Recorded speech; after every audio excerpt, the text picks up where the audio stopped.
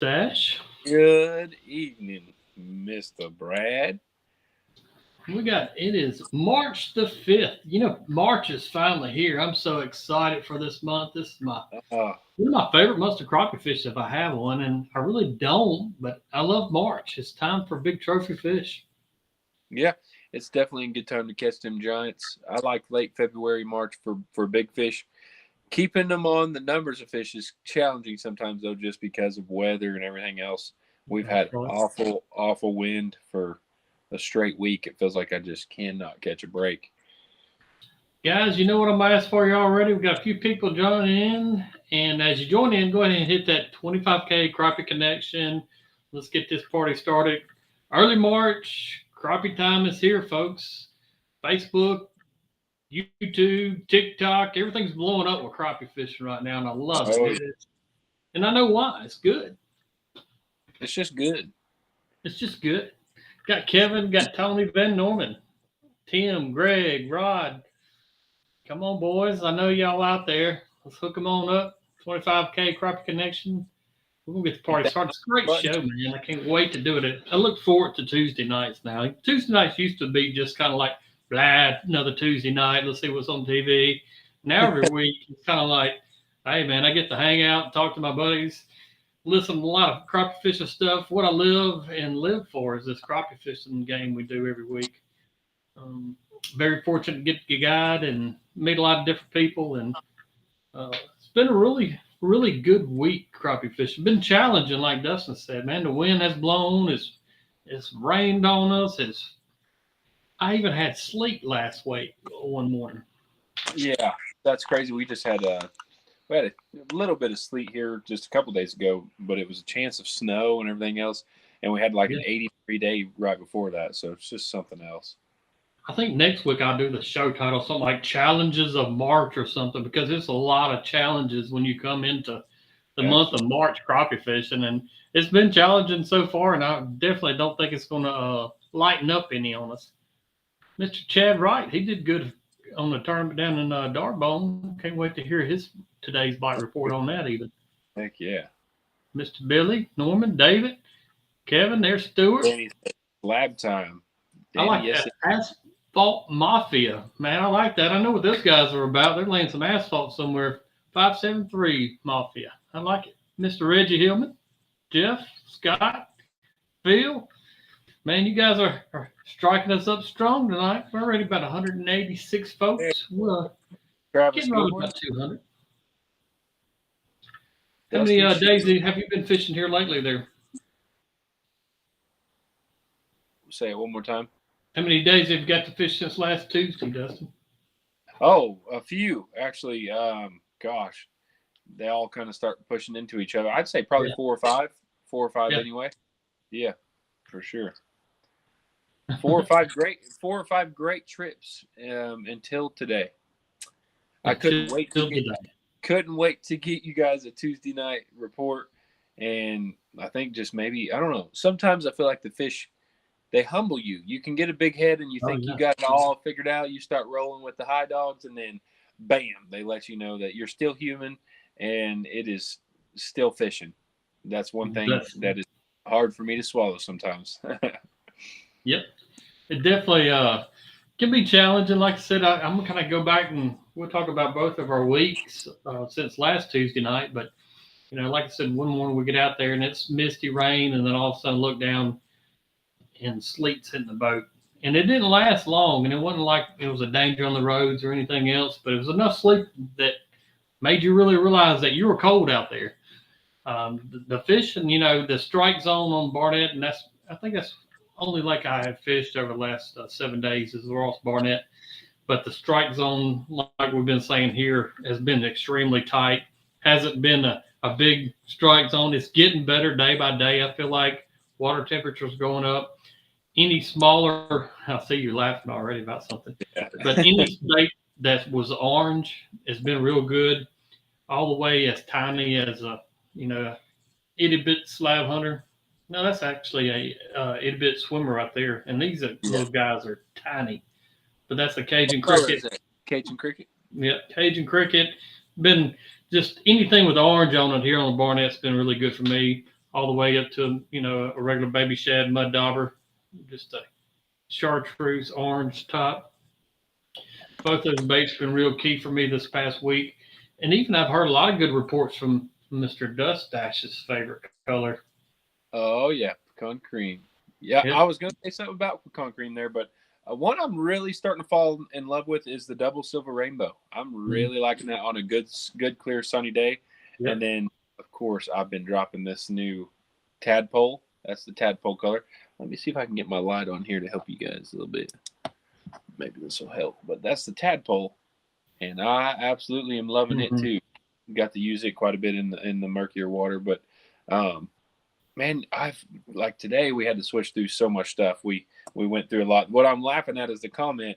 So I'm gonna just jump into my today's bite. I'm gonna give you guys my Do it. fishing report. Brad was first last time, so I got to jump in this one. So it's why it's Love still it. fresh on my mind. So first of all, I had a hoot of a man, Vic/Victor, and he brought him a kid that come with me last year. They've been with me the last 2 years. He brought a kid named Brett, and we did so good last year. We rolled out, and it was in April though, so the fish were roaming, but they were a lot higher in the water column and really aggressive. When you got it close, they were hitting it, and we caught a limit so fast last year that I felt bad. Like within about 30 to 45 minutes, they had their limits, and I said, Wow. we better switch it up and go kind of do something different because I don't want you guys to be done this fast and just have to roll in. So we kind of piddled around for a couple more hours and then went in. So this year I was kind of hoping he wasn't expecting that, but you kind of expect that since that's what happened last time. So we roll out to a 20-mile-per-hour north wind, and a Mm. north wind at 20 mile per hour was brutal. My two number one spots I wanted to fish were blown out, so I kind of just had to go the BCD plan, kind of almost scout on the fly. Brad, I know you've been there before. Yep. Um, so I'm just kind of bouncing around trying to find the same pattern that I found where I wanted to fish, and just never. I mean, there was a few places I connected where there was numbers of good fish, but not big numbers. And the ones we would get a bait in front of, most of them would come up and bite it. But getting a bait in front of fish 30 to 35 foot deep in wind is very, very challenging. So we were dropping a 16th ounce Crappie Pro jig head with a half-ounce weight above it and just Yep. shooting it down there 30, 35 foot. And if you missed them fish much, I mean, they wanted it real. They're real lethargic until you got it right on them, and then you start bringing it up. They follow it 5, 10 foot, and then they finally eat it. We had some missed opportunities, and we had some short fish we threw back, but I believe we kept 21, 22 fish. It was just brutal. I mean, like I say Mm-hmm. that, I've been on worse trips. I've been on worse. So, but it just was tough. So the colder push we had, definitely it just cut me off my spots that I was normally fishing, and bouncing around is what we had to do. Yeah, Vic, I see. He said bouncing around was an understatement. We were riding 3-4 foot rollers on the way back for probably. I mean, I ended up running a full tank of gas, Brad. So I ran all the way. You know how big Grand Lake is, but I Yeah. ran from one side almost all the way to the other, Good and Lord. oh, it was. I mean, I tried my best. I will say I gave it every bit. My cheeks are so wind burnt, but I actually went so hard. I dropped them off, and I was just so sick about it being so tough that I loaded my boat to a different boat ramp and went and covered the other half of the lake that I missed for the day. So yeah, it was a rowdy day. But what the funniest part is though, we were playing a song. I was showing him one since he's an old fart now. That there's a song called "The Older I Get" from Alan Jackson. It's a great song if you haven't heard it. The older I get, but it goes, the older I get. Well, we're sitting there singing it, and Vic's on the boat, and it's freezing cold. They're miserable. And he Yeah. goes, the colder I get. He just keeps singing it when he's shivering. So that was freaking hilarious. So Vic, I really appreciate you coming in, and that was a great time for the circumstances we had. That was a blast. A good time though. Yeah, and Yep. then Chris Jameson says, I'll let Dustin give my fishing report. Chris was on the whole opposite side of scale things. A few days before that, my A and B spot I was telling you about, we got to fish that with no wind, and absolutely wrecked them anywhere from 2 foot to 10 foot deep. We dropped a little bit of everything. Honestly, he was trying all kinds of different colors, and they were biting on a lot of stuff. So we had a blast, caught his limit in a pretty good time. So That's the thing when you get thinking about March and you think about all these weather conditions and how challenging that it can actually be. These fish are on the move. The fronts are moving through nonstop. And probably, like I said, springtime is actually one of the most challenging times to be a guide because you got to be so versatile on areas of the lake and different techniques and just staying on fish nonstop is very challenging because they can move in a light switch blink. That, especially this time of year. This is the Yeah. most moving time of year that it can be. You can feel like Superman one day, and then you roll in there within 12 hours the next, and it's just completely different. It's kind of like my today's bite fishing report, and we've got some guys coming on there with fish reports. Keep them coming. We're going to go back through them too and look. And also, I see a couple of questions. If you got any questions, post them up in here, and we'll try to get them answered tonight live with you. So make sure. I wanted to say thank you for everybody joining us every Tuesday night. Today's bite. Make sure you hit that subscribe, follow button. Another quick update before I get to my report. We're about 1,200 folks away from 50,000 followers on Facebook. We're gaining new people every day. So definitely appreciate everybody by spreading the word about today's bite and the Crappie Connection. Another thing that we did last week is the video that I shot when I went to Kerr Lake with Dustin. We released last week on YouTube. It's been a lot of great comments. A lot of people said that you were real funny. I mean, I don't know where they got that from. Yeah. Hey, I was having a good time. I watched that back. I'm like, goodness gracious, I feel like I was having too good a time. Sometimes I'm like, man, I wish I'd just shut up for at least 20 seconds. But, we had a fun time over in Kerr Lake. Great lake, great area. Some other great guys that helped us out with that video, WSD, Mr. Ken Robinson. Just had a blast. All the folks at Bobby Garland Baits for the cookout. Everybody was so nice when we went and did that cookout at the plant over in Fort Smith. Had a just blast with the Pratco folks. Special thanks for them for doing everything they do for the Crappie Connection and even today's bite with Dustin and I, and allowing us to go do different events like that. And we've got some more stuff planned up for the summertime and even in the fall that we'll do together as well. But had a blast fishing with Dustin. We had a really, in the title, come back and proof that colors can matter. And that video actually proved it that day for us. We both had kind of confidence in what we were using. I know Dustin had a white and chartreuse fleet on, and even kind of going in that area that morning, it really struck to me that Grenada Gold would be a color that should have worked. And sure enough, as soon as I put on one, the fish reacted really responsibly and went up there and smoked it. If you have not seen that video, watch it. Grenada Gold was definitely the color for us that day in my mind. I wish it almost wasn't pushed enough. I wish you guys could have seen when I would drop. There was a few times that I would drop the bait on the same exact fish, and then we would rotate it to a Grenada Gold, and the fish would come 2 to 3 foot and destroy the bait. That's when I was the sold. Sometimes I'm like, oh, you present it different. Sometimes you can get the fish to bite. No, this was a night and day difference between that bait. So that was the best title for that show. And Brad, I appreciate you taking the time to do all that and stuff. I know how easy that's not. So well, that was Hunter does all that video editing, and I just get to do the fun stuff and go fishing with you guys when I get to do things like that. He said we had like 5 hours of footage, and it took him about, I don't know how many hours to cut it down and actually, have a really good video, and it turned out great. I thought he did. But, like going back to the color matter deal, and it's going to continue. I think right now color matters on the Barnett for me, at least. It's shown that the last 4 or 5 days. But you get out in the lake, if you have a preset mind's perception that this is what the fish going to bite, nothing else, I'm not presenting it right, whatever, keep changing up things until you find a pattern. And sometimes it's going to click. Sometimes you're not going to figure them out. That's just crappie fishing. Last week, I've seen some guys fishing near us and using live bait. And you think, well, the minnow is always the perfect color, the perfect profile. And by far, I can tell you, because I even tried some minnows last Friday because of the cold fronts and weather conditions. And pretty soon I realized I didn't need minnows. I tossed them out of the boat and kept fishing without them all day long and never used another. Didn't have any in the boat the last 2 days. But, it gets to the point that you can, all these colors and profiles matter. They'll work a particular day, and none of them's going to work every single day. But had a great time, like I said, over at Kerr Lake. Great lake, great Oh, area, just a man, it blast. If really, you haven't seen that video, go back and watch it. You won't regret it. it's a And little. I'm telling you, Dustin's going to come to Mississippi. I actually, we need to get some suggestions on where's a really good place to go crappie fish for Dustin and I. Oh man, that's a good one. Oh, I already know a few that I'd love to. It's just so hard to find the time and It, stuff to do that. But there's, maybe California.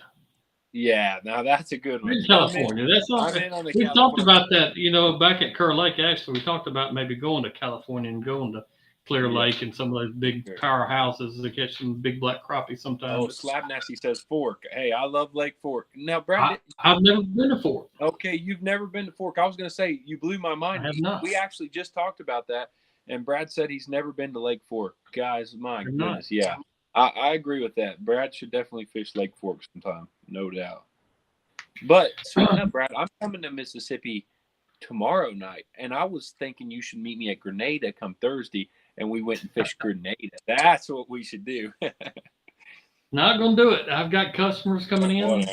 What are them customers? Them customers can wait. Just reschedule. Another exciting thing that I got going on this week, I'll be filming with In Fisherman TV this coming Friday and Saturday and Sunday.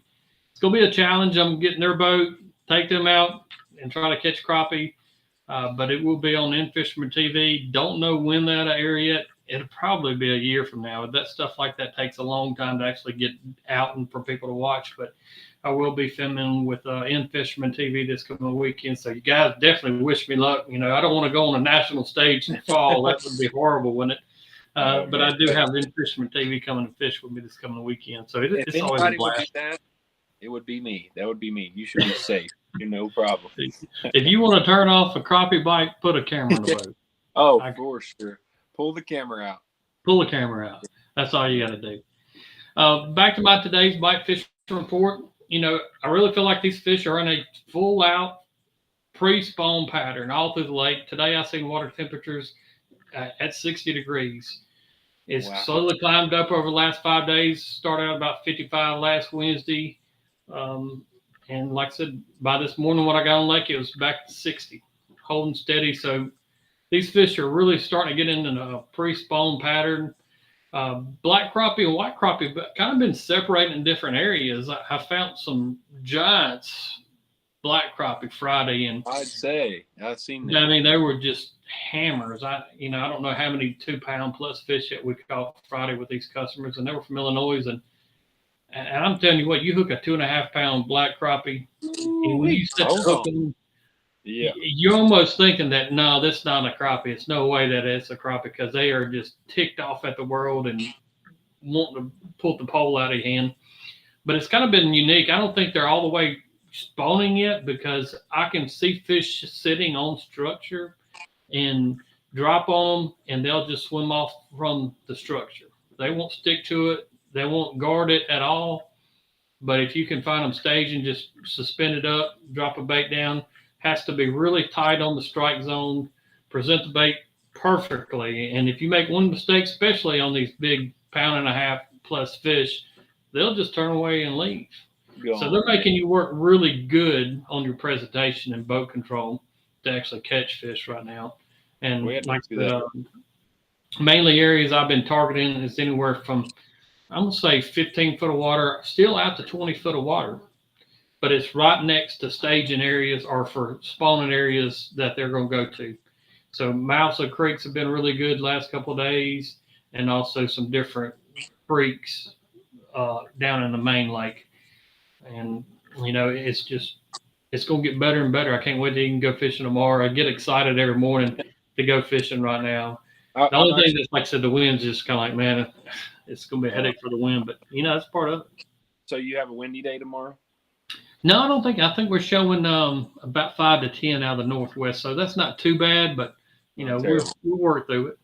They can figure out how to get bad though. 5 to 10 can turn into a mess. Let's see. I know Daniel White. I think he tagged a 277 something out of the Barnett this past weekend.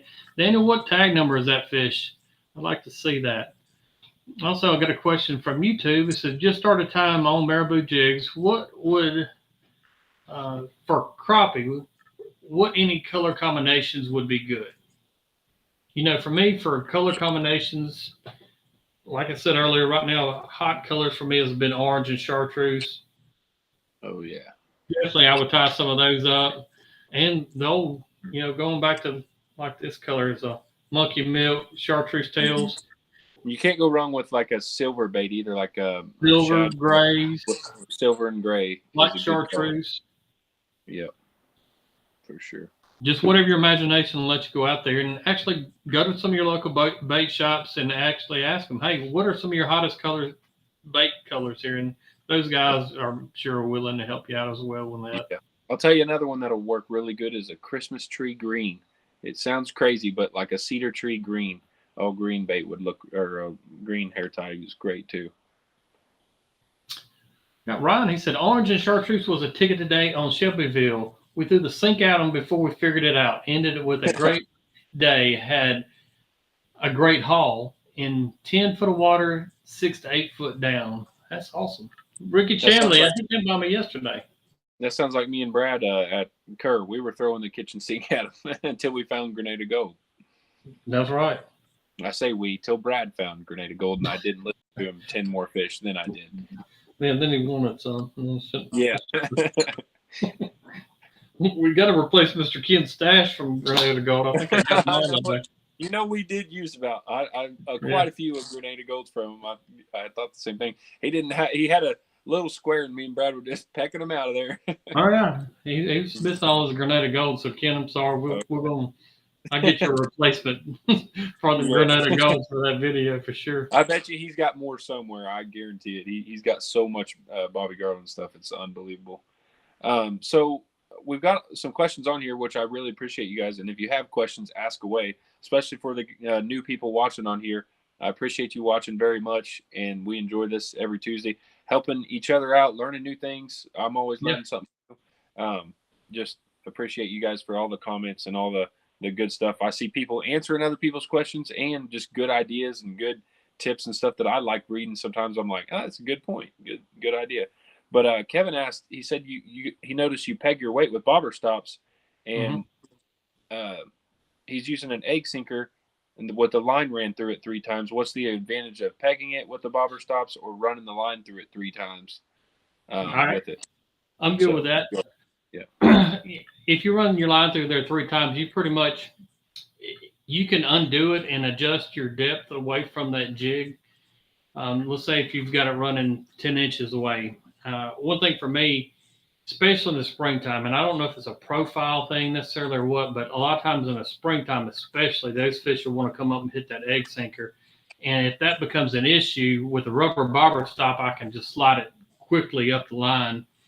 But say if I'm fishing some brush piles and I need to get down in that brush pile, I can slide my weight further and actually closer to that jig to drop it down that brush pile instead of having it, say, 15 to 18 inches away from the jig. I can slide it down. So it's just to keep versatile as far as that goes in my mind. And also another thing, like me, I've been using up to really about 3/4 ounce whenever I'm not spider rigging, but live scoping right now, because these fish are on the move. They're not sitting still. It's been real windy, so I've had to upsize my weights. Oh, yeah. So, but the presentation to the fish, I can get that actual weight down in front of them, and I'm still using a 24th and a 32nd ounce jigs, but that little light profile or smaller profile jig, I kind of swing in there slowly instead of that big 3/4 ounce. It's going to dive in there real abruptly and get on the fish in front of them and everything else, and then the jig will flutter down. So hopefully a little bit what I'm saying makes sense. I hope so. Yeah, I guess, we have different opinions on everything, we've noticed, of course. But with also another thing with the weight, I feel like I always like my line being straight with nothing stopping it to my jig. Like if you think about wrapping it 3 times around that weight, now if you have a hold of the jig and you're pulling from the top, it's not straight to the jig. You're actually pulling straight to your bend of your line. And I feel like you could feel a bite a lot better when you run just a bobber stop to your hopefully that makes sense. But if you run the bobber stop straight to your jig, you're going to feel more straight through that bobber or straight through that sinker than if you were to wrap it 3 times and then pull it, because it takes a little bit more to get to your actual line. It's kind of hard for me to explain. Just a personal opinion too, but hopefully that makes somewhat sense. Yeah, Hummer's got a great point. He said, YouTubers, click that subscribe button, click and turn your bell button on twice for all the updates. Appreciate that comment. Guys, listen to the man. He knows what he's talking about. Somebody's asking, what does Grenada Gold look like? And this is going to be Grenada Gold in the stroller. And this is the Bobby Grower on the stroller. And you can see it's a gold color glitter with a bright orange tail. I'm trying to think if I got any more. I actually cleaned out my room a little bit in here, so I don't have all the colors like I normally do. But that is actually Grenada Gold. It's, like I said, gold with an orange tail. And they're available in the Slab Hunter, the regular Slab Hunters, and the actually itty bit Slab Hunters as well. That's like what we were using that day. We were using the itty bit Slab Hunters. Yep, that's correct. Another show, okay. Got a weekend warrior report. Working man, Enid males were in 5 to 6 foot of water. Water temperature 52 earlier, then warmed to 57 after 2. Very few active fish. Caught a 2-man limit, but you had to hold it on them. Yep. We also waited a few stake beds in 3 to 4 foot of water with no luck. Need water bad. Grenada Gold was a color they seemed like the best. Even on Enid. All over. Even on Enid. Even on Enid. Grenada Gold is what they needed. Ooh. That's right. Well, even Kerr Lake. I don't know how to make a rhyme with Kerr Lake, though. That's tough. Bluegill, as James is saying, he's muddy water, the itty bits. Bluegill bit the orange tail off the first 2 blades. Ever experienced that? Bluegill, yeah, they're just vicious little suckers. Oh, they are. I actually try to leave that area if I find bluegill, because they will destroy jigs no matter if you've got curly tails or anything else. Oh man, don't tell me how them perch are mean. They have drew blood. A few times, but I have been noodling before, and they'll go for your little gold nipples, if you know what I'm talking about, and they will bite them things and draw blood. Them perch are mean, so I'm not surprised. You better run from them things. They're like little piranhas. They got to be cousins somewhere down the line. See, trying to make sure I get any questions. Sacrifice. I'm trying to catch up. I don't want to be so far behind folks tonight. Keep these fish reports coming, guys. Also, on your Bobby Garland baits, if you want to try some of these colors, they're available on lurenet.com. Let me see if I can put that link up there. And use the code Crappie Connection 15. Get you 15% off your Bobby Garland baits on that store right now. Got a lot of good colors. We'll talk about bait profiles real quick. Right now the fish aren't all that aggressive, but they're about to get pissed off and hungry. I can tell you that's coming. Yeah. That's what I'm going to upsize. And I've seen a couple guys actually even post this, that they're catching some larger profiles up on Grenada and Enid and Sardis right now. Right now, we're not quite ready for that. Maybe by the weekend it could be, maybe tomorrow. But, last spring I actually fell in love with the Slab Hunter, and that's a 2.25 bait. And it's a very versatile bait. Now, you could, you can spot a rig with this bait. You can cast that bait. I haven't really long lined it that much, but also live scope. Live scope's the hottest thing going, of course, but that's a really good bait to live scope. One of the reasons I like to really upsize in the springtime, because we're going to have water that's muddy and dingy. But as these fish get aggressive, a bigger profile will help them locate it a little bit quicker. And whenever they hit a bigger size bait, they're going to knock the fire out of it. The downsides of using smaller baits for me has been that when they suck up a small jig, very rarely you'll feel that thump as much. But as soon as you can put a bigger profile bait, them jokers wants to kill it. It's a bigger bait, takes more effort for them to kill, so they put a little bit more force into it whenever they strike them. So really, if you're having trouble filling the bites, go ahead and upsize your baits, and then when you get a bite, more likely you'll have a wrist breaking effect. Yeah, when you upsize your bait, you definitely get a lot more of that thump everybody likes. Mr. Tim Smith. Anthony Owens says he's running a 3 3/8 inch bait in northeast Oklahoma, around my neck of the woods. He said they want over a 16th ounce hair jig. Wow, that's a big old boy. Yeah, Brittany, I would love to come to White's Lake. That's always been on my hit list. I see you guys have been doing real good over there, catching some nice fish. That lake is on my hit list. I can tell you, if I've always wanted to go to that lake. It's been known for Longlining. I'd like to come over there and longline it one day. It's just been one of those lakes that I've always wanted to experience.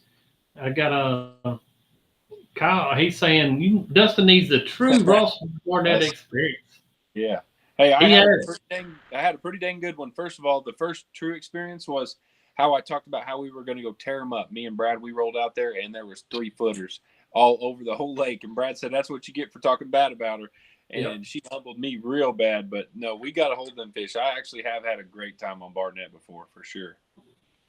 Yeah, I was at the gas station in the morning, and he sent a Facebook post. I think you did. What is it, Dustin, saying that we're about to go whoop up on the Barnett, and I was like, man, you just jinxed us like crazy. And sure enough, we got to the lake, and we had 4-foot swells coming across it. It was awful. And you said, hold on, we got about a 5-mile run. I peel out there, and I'm thinking, oh, we better turn around. Brad goes, hang on, we got a 5-mile run. Follow me. I'm like, oh my gosh. He just let that Ranger eat right across all them waves. I'm spitting water out for the next 20 minutes. Oh, it was that was a rough one. Yes, it was. That's fun. Mr. Chad Rogers, he said he's forgetting the crappie, which I don't believe that one bit with Chad Rogers. He said he's ready to get on them thunder chickens. He's talking about them gobblers. Yeah, Chad? I am ready for some. Hey, speaking of that too. I got me a new, I actually got my wife a new shotgun today. Oh, yeah, look at her correcting it. She has never killed a turkey, so she is itching to shoot. She married one. She just never has killed one. I kind of walked into that. Yeah, for sure. Man, that's another thing. Turkey season. That is going to be fun. I always get about 1 or 2 days to go, but I usually can have a great time doing it. I love to get behind the decoy. Me and Brad were just talking about that, and sneak up on those birds behind them, have them run into you, try to flog you. I got a good question right here, Roger Mayfield. He's saying, Brad, I always hear you talk about kicking the boat while longlining. Can you go into detail about that and the duration and length of the kicks? And what I mean by that, Roger, is as the boat's going forward, I'm going to actually hit my remote and kick it to the left. And what I mean by kicking it is tap the remote 3 or 4 times and make it start turning. And as soon as I see those poles on, say, if I'm kicking it left and those poles on my right side get about halfway up, and then I'm going to kick it back to the right and make it straighten up. But all I'm doing is making the boat pull those jigs on one side faster and on the one side slower, and they just kind of make the jigs go faster and slower back and forth. And it can teach you a lot of things whenever you do that. Let's say if I get a bite on that right side as I'm kicking it left, that means those baits are speeding up. So that tells me at that point that I can kick up my trolling speed to a higher speed. Now, if I catch them as on that same left side, if I'm going left and I'm kicking it to the left, that probably means I need to slow down and those baits are going to go a little bit deeper. Now, it could be just the speed up or slowing down of the baits as well. But the more you experience, if you back it back down and all of a sudden you're not getting any bites then, well, it's probably the motion of those baits speeding up and slowing down that's triggering the bites. But longline is just like any other technique. It's all about these little details, about kicking that boat to the right and making those jigs speed up and fall back down. It's all little details. And I think even some of the newer generation of crappie fishermen kind of really missed out on some of this pattern techniques, and some of you guys are awesome at it for sure. But it's all those little keys that before live sonar that we had to really pay attention to that made differences between catching 10 fish and 30 fish a lot of days on the lake.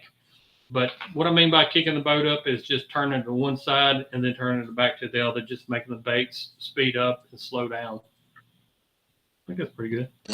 Yeah, oh yeah, that was good. Hey, James Lynch, he's asked, is long lining good to do right now? I'd Yeah, imagine certain lakes, it's for sure. It's go time for long lining, right? yeah, absolutely. I mean, pre-spawn crappie, most of these fish, at least on Barnett, they're starting to stage up, suspend out. A lot of them right now are 11 to about 14 foot deep. So I'm gonna target those fish in the higher water column. So I'm wanting to get my base roughly around 9 feet. So I'm gonna pull 2 1/16, and actually it kind of fell into place with my top three setups for the month of March, and that's pulling 2 1/16, and that's gonna get you in that 8 to 10 foot range. I'm gonna target the highest water column of crappie that I can see on my units, whether it's 2D sonar or down scan or anything else. I'm gonna target the highest water column crappie I can. More than likely, they're going to be the most active fish. But pre-spawn crappie, spawning crappie, post-spawn crappie, long lining is great. That goes into another question. Someone asked, when you're casting, do you use like a grub, swirly tail, anything like that this spring? Let me just tell you real quick, that just brought up the topic for me. If you guys have not tried the swimming minnow from Bobby Garland, that has a really good grub tail on it. What you're talking about for when the fish are spawning here at Grand, even I will use the swimming minnow like in a bluegrass color, and I can't tell you how many packs I went through of those last year, just lining people up on the boat with those swimming minnows and destroying spawning crappie. So yeah, I love a grub tail when they're aggressive, like Brad's talking about them getting this spring. I would definitely put something with a good tail, that even the hyper grub or anything like that. I would I would definitely be casting that to the bank and dragging it back. I love the aggressive bite they give with those. I get a lot of questions about black crappie when it comes to long lining, and they're asking a lot of times about the stroller. And stroller's a 2.5 inch bait. I mean, it's a big grub, big tail, just and I catch a lot of black crappie on it too. And a lot of times people ask me about the black crappie because they know they like a smaller profile bait, but that's where the hyper grub comes in play. And I don't think I have a pack tonight. Next week I will have a pack in here. But the hyper grub's a little bit smaller bait, which fit right into black crappie family. Those things work on black crappie as well. Another thing that really makes that the hyper grub a little bit different than some other grubs on the market is also the little, uh, I guess, flat tail on the back side of the curly tail itself. It's the same thing on the hyper grub, so it generates a little bit of turbulence behind it, just Gives it like the that thump. stroller does. Yeah, That thumping. thump. Mm-hmm. Far as casting, for me, I'm gonna go to the slab hunter. I mean, this is the hummingbird color right here. Oh Casting yeah, it out, reeling it back in. Springtime, that bait's gonna be dynamic for that. hard to beat that for sure. Houston asked, how about an underspin? I don't personally use an underspin when I'm casting to them, but I know a lot of people do. So I'm sure it works. I'm sure it does. I don't ever usually use a spin. It's something I just don't have as much confidence in. So I just throw a normal grub and 16th or a 8th ounce crappie pro jig head on it. Probably a 16th actually. When I'm throwing to the bank, I try to go light because they're usually super shallow. So I try to I don't want to really drag on the bottom. I want to bring it up. Mr. Chad Wright, he's got his report for Lake Darbone. Like I said, I think I forget what tournament series he did good on and won it over the Cash for Crappie Days or something. But on Lake Darbone, he found some big females in the mouth of a creek, 20 to 25 foot deep. Males were 50 yards away on the edge of the 6 to 8 foot of water on stumps and tops, waiting on them, casting a 1/8 red hair jig. He's deadly at casting them jokers too. Les Strickland, what's up, bro? I got another quick tip for you guys, and actually seen this when we went to the Praco headquarters, Bobby Garland headquarters, and it's about tackle storage. We don't talk about it a whole lot here on the show. Seen those guys over there doing this, brought it back home, started actually organizing my boat a little bit better when it comes to packages of baits, because I don't like taking them all out of the pack and putting them in Ziplocs or anything else. But all you got to do is go to any kind of big box retailer, and you can buy a pack of these plastic containers for about $10 for like 6 of them. Real cheap, real easy to do. But one of the things I was able to do is like live roamer. I know right now this whole container has nothing but live roamers in it. So as I'm in my boat and I'm wanting to use live roamers, I can open it up and say, all right, what color? I can go flip through it, get through the pack, put it back in here, cover them up, put them back in a compartment in my boat.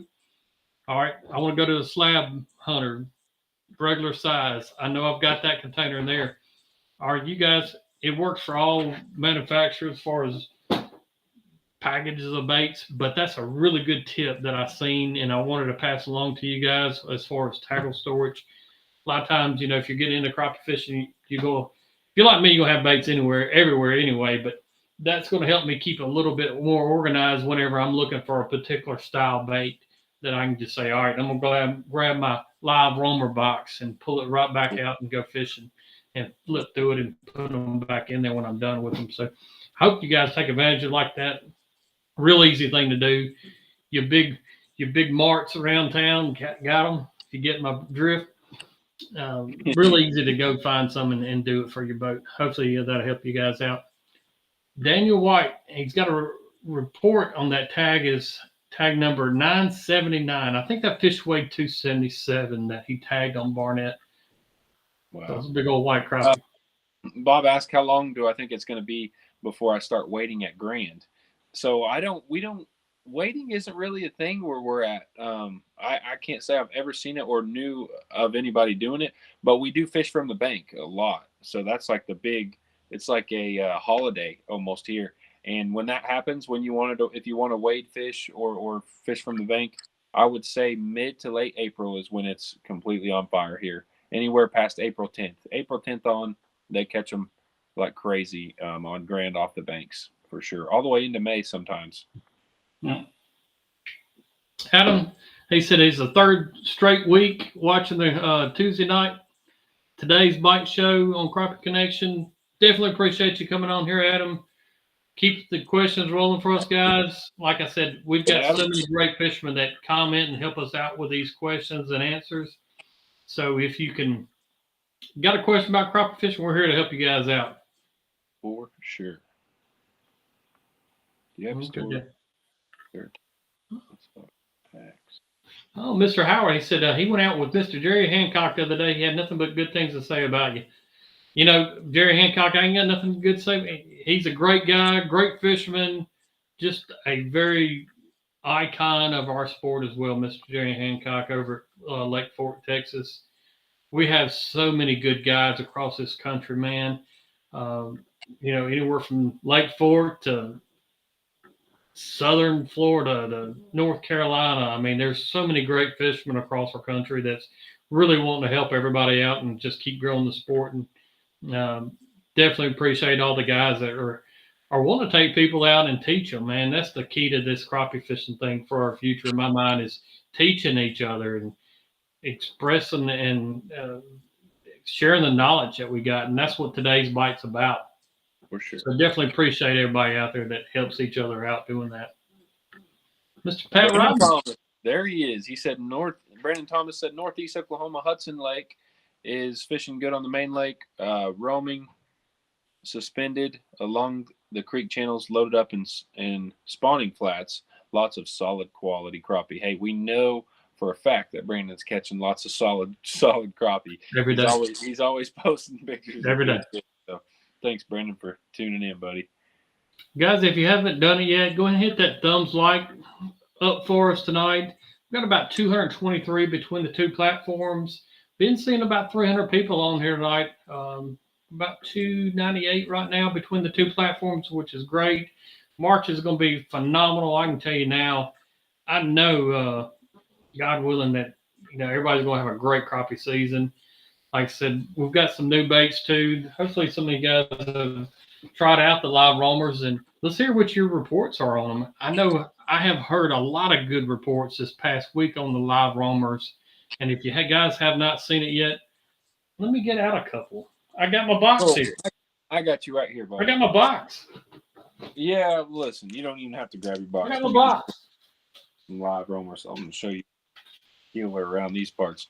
We've got a couple more questions coming in, but Brad, you gonna show them? You're gonna let me? Show them one and go ahead. I'll let you do All it. right, I'll show you one. I'll let you do it. Yeah, I'll pull one of these bad boys out. That is the live roamer. That's a sharp color right there, so you guys can see exactly the body style. You can rig it dead, flat, like that, or straight up and down in the vertical presentation. So that is one of the killer baits right now due to all those fish we're talking about roaming in the channel or roaming on the flats. They're roaming, eating fish that look identical to this. So that's why the live roamers are such a killer key bait right now. Oh my goodness, Vic, he just said I never received my baits. Guess what, Vic? I told you to remind me before you left the boat, buddy. I had them for him in the boat, and I did not give him his baits. I'm sorry, Vic. Doggone it. You should have known better. I was just so busy on trying to catch fish that I forgot to give you your baits. I'm sorry, but I got you next time. That just makes you have to come again. Don't wait till next year. You know, I see Jeffrey, and I haven't used this product. I've seen a lot of guys use them for a long time now, and it's called a silent stalker, and it's kind of like a, for lack of better words, Here we go. almost like a tarp over the front of your boat to kind of knock down a boat slap. Guys have done real well in tournaments through the years from spider rigging. I'm sure a lot of guys are still using them when it comes to live scoping as well. Whenever I see an issue with boat slap, what I do at this point is I actually start going with the wind, have power brakes, the trolling motors on the back of my boat. So with now, if I have boat slap issues, I actually just turn around and start going with the wind, and that kind of eliminates it for me. I'm probably not going to always get away from that. You know, it's just sometimes you're going to have to go in the wind just to get from point A to point B. So, sure. But that's got to be a great product, and I'm sure some of these guys on here can help us answer that. Yeah. Let's see. Make sure. Will you see a question? Yeah, I seen a couple just go by, but I lost them, so I was waiting for you to pick up the slack. I seen one for tournament fishing, but I lost the name. Someone was asking about, like, if we had any pointers for someone starting out tournament fishing. One of my pointers would be just jump into it. You never know until you know. I would say fish as hard as you can. Try to find the best pattern you can, and just go catch the best fish and really enjoy what you're doing. Try to have fun. But my thing is, don't be scared to show up there. Everybody is super arms open, super nice. Nobody's going to treat you bad. If you don't know what you're doing, ask somebody there. I actually have got a couple messages within the last month of guys wanting to get into tournament fishing, younger, like my age. And, you know, it is kind of scary. What's funny about me is I'm just kind of crazy sometimes, I feel like. But I loaded up and went to Lake Fork for my first crappie tournament ever. And I loaded up. I got to talk to Buddy into going with me, and we went all the way to Lake Fork and ended up just learning all the experience. Got our tails completely whooped, but just learned how it all worked and everything. So you figure out what all you're going to need and everything. So I would say go to your first tournament, just jump into it, and then you'll kind of start from there, because you'll figure out there's a lot of things you're going to need for the next one. There's a lot of things you forgot or need to use for the next tournament, and you'll just keep learning. Every single tournament you'll learn something. So it definitely makes you a better fisherman. Absolutely, they do. Trying to make sure I don't listen to questions here. We'll talk some more. I think we covered quite a bit of them. Most of them. Mr. Crappie, Mr. Tony Skeen there, I mean. Oh, here we go. Kevin, he also asked if you, when you go fishing during the day, do you start out deep and then look shallow, or do you vice versa? Kevin, I always usually start deep just because I guess that's the way my lake's made. I have a hard time ever going shallow like I should. Like today, I think I got beat up a little bit on not just trying to check off the wall shallow places. But I do always check deep, because a lot of times I always think even if they're shallow, there's going to be fish in the deep water just sitting shallower. So, yeah, I'm always looking deep. Yeah, you know, for me, whenever I start on a day, it's usually going to be near a ledge of some sort. Right now, during the consider pre-spawn fishing, fish are starting to get in their mind that they're wanting to get ready to start spawning. So I'm always going to look at some kind of ledge that's near deep water, any kind of mouths of creeks, any kind of mouth of a cove. Anywhere that I know that crappie are going to spawn, I'm gonna just kind of back out in front of it right now and really concentrate on first off. A lot of times right now, you're gonna have to really study your maps, see what part of the lakes that you can get to, no matter what the wind is, and get in there and get out of there safely.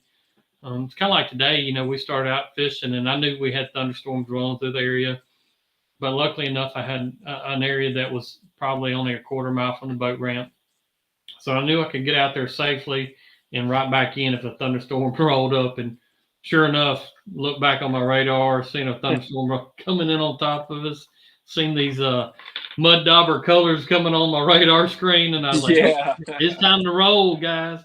So we Mhm. rolled up and got back in before it got really bad. But pay attention to what areas that you can fish on your lake. And if you had never fished, it doesn't mean it won't be fish there, but look for staging areas right now is going to be always where I'm going to start out at too.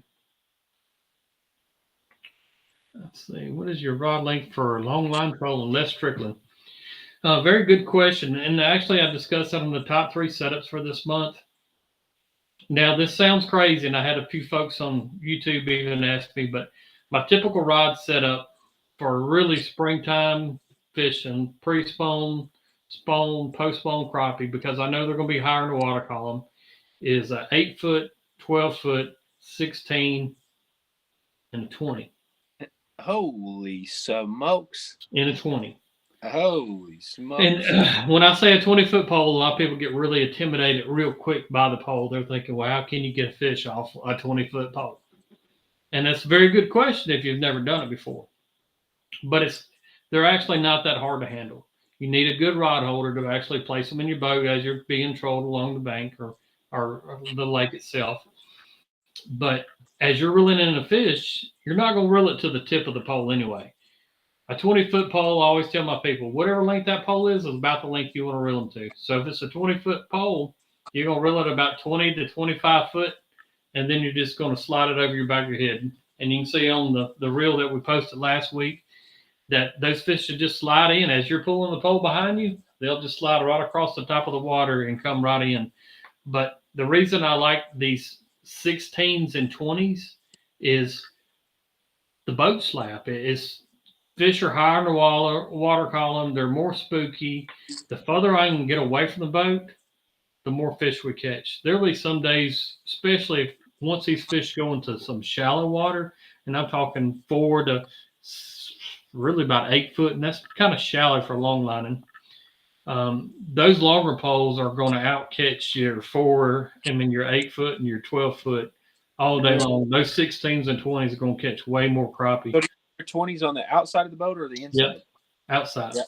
Okay, to reach out. Okay. Yeah. So it goes 20 foot to 8 foot to your motor. When I start out, let's say right by the motor, I'm gonna have an 8 foot. Got you. And then the next set of poles are gonna be 12 foot, 16 foot, and then 20 foot off the very sides. That's epic. So it's kind of looking like a reverse spider, I guess, going back. It's not spider rig, it's long line trolling, but those 20 foots are really key. And 16s and 20s, and that's a B&M Pro Staff trolling poles that I'm using long line with. Maybe I hit you before you got there. But those 16s and 20s are going to catch more than those shorter poles. For sure. Okay. Randall's asking, do you always put a split shot above your jigs when using live scope?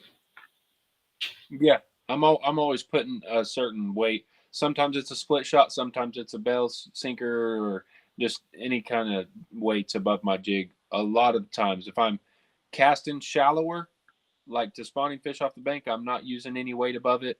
And if I'm casting to a brush pile that's anywhere from 12 foot or shallower, I'm not going to use a weight above it. But other than that, I'm using a weight if I go real deep or I'm sniping them on live scope.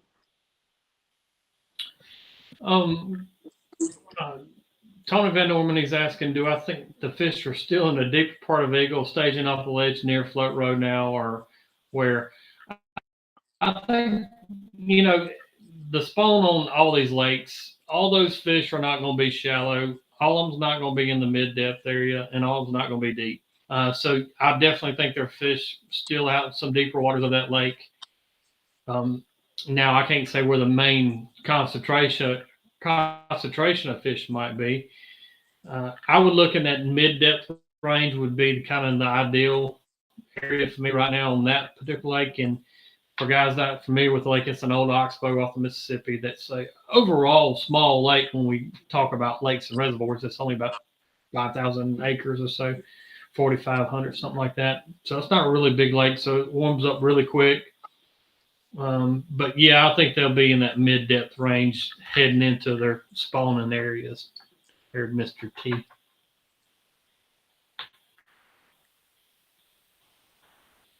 Okay. I got Les Smith. He's the grandfather of power trolling, Mr. Les Smith. He's trolling a quarter-ounce double rigs in 5 to 6 foot of water. And has been very productive at Enid. Water temperature 56 degrees today. Thank you, Mr. Les Smith, for that report. Got a question from YouTube. Do you think line color matters? Not in the lakes that I fish. We have a lot of stained colored water here. I don't think it affects the bite here for me. And a lot of times either I'm, moving pretty fast, but our water is fairly dingy here. Now if I fish where I had visibility, let's say 4 foot or 3 foot and better, uh, that might matter. I don't think it really matters that much to me in the areas that I fish. Dustin? Yeah, I definitely see the opposite of that just because I fish clear water over here at Grand Lake. So I've been fortunate enough to really test that theory out because I've always thought it didn't matter. At the beginning, I was told by a lot of people that line doesn't matter. You can use this braided line, 10-pound, 20-pound braided line, or you can use clear, whatever. The fish don't know. The crappie don't know. But I have lined up 4 to 5 people on the front of my boat on brush piles or really picky summer fish. And I'll put 2 people with clear line, light line, and I'll put 2 people with braided line. And those 2 people with light line will catch almost 2 to 1 fish with the braided versus the light clear invisible line. So I think it does make a difference. Definitely getting on just that extra bite or two, but you can catch fish both ways. But if it really is in clutch situation and you really want to catch fish and you're just worried about every little thing, I would prefer a clear, I'd say invisible. There's all kinds of different lines now. Fluoro or mono, clear line is what I would be going through. That just seems like I get a few extra bites on it in the clear water. But like I said, you can catch with both. I've caught fish in super clear water with 20-pound braided line, but it feels like I catch more with the clear water or clear line. Definitely it's just what I have confidence in. Yep. Carolina Crappie's asking. He said, fishing report went to North Florida last week. The fish were in 20 to 25 foot of water, suspended 8 to 15 foot deep. They sound very similar to where I'm fishing at. Yeah. He said they wanted the bait moving fast and taken away even faster. Longline would have worked. Bobby Garland 2-inch baby shad and monkey milk was his color. Oh, too good. That's a good color. Let's see. Yeah, Longline it definitely would have worked. Pat asked, "What's the shallowest you ever caught one longline?"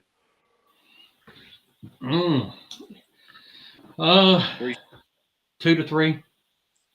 I remember you saying that. I thought 2 to 3 foot, and when I'm wanting to go to extremely shallow in the water column, I'm going to use as small as a 1/48. That's probably about the smallest I've ever longline is a single 1/48.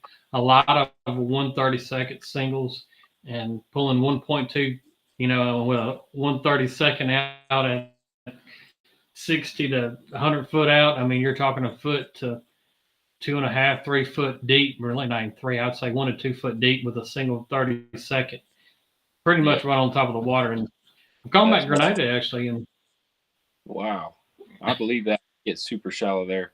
Marty said he uses Red Braid Power Pro. Never seemed to be a problem. Yeah, Marty, like I said, it's such a thrown up deal, but I would say it really doesn't matter. You can catch fish on either one. I have a little bit more confidence in the clear line, but I guess it's only for the times the fish are super, super picky is when I think it does definitely make a difference. in the hot summer, or vice versa when you're trying to really get a finicky fish to bite. I got a Hummer. He's got a report from Grenada. He said he's been up above Grenada this past 2 weeks, consistent 2-pounders in 8 to 10 foot of water. Moved to 3 to 4 foot of water until the day's rain. Most anything with orange, some blues too. Biggins been on surface. We gotta said all that. That's awesome, man. Thank you for the report. I think he fished out of the kayak a lot too. Wow. And that's at Grenada? Yes. Good. That's what I need to hear now. I'm going to Grenada this week, actually starting tomorrow night. So I'll be fishing Grenada. I need those 2+ pounders, maybe 3+. Got a fish report from Lake Barkley Saturday. Caught them as deep as 25 foot deep, but the best range was 8 to 12 foot in and off the channel. Sun popped out and the fish suspended up in the channel. Live roamer, pecan cream, and then monkey milk once the sun came out. Caught my first 2-pounder, 212. Congratulations there, Chad. He caught on the live roamer as well. Oh, heck yeah. One of the best baits out there. Congrats, Chad. Let me see if I got a lot of comments. I'm way behind.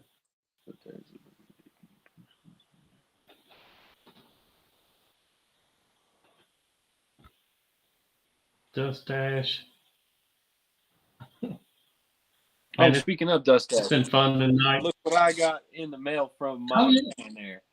Guys, I can't say your boy hooked you up to the Crappie Ruler crew right there for making this bad boy. I'm excited. I'm going to use this starting tomorrow.